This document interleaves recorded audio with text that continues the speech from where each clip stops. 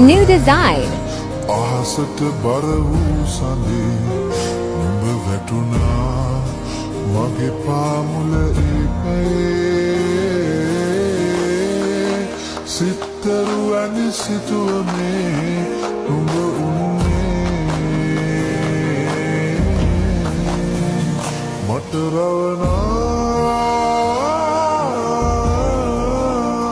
මුහුණත් අතරේ නුඹ පෙනුණා කොනකින් වාගේ නුඹ මද මාගේ තොල් පෙති තෙමුවේ